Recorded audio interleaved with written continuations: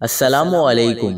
کراچی میں مزید سردی پڑے گی، درجہ حرارت سنگل ڈیجٹ تک جانے کی پیشگوئی۔ اہم ترین خبر آ گئی۔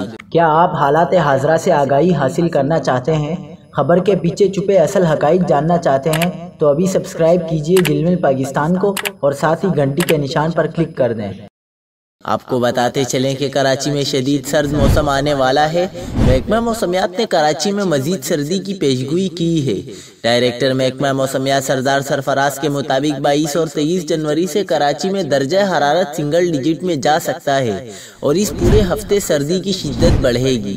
انہوں نے بتایا کہ کراچی سمیت سندھ کے دیگر شہروں میں بارش کا امکان فی الحال نہیں، تاہم 21 اور 22 جنوری کو سکھر اور لاڑکانہ میں بارش ہو سکتی ہے۔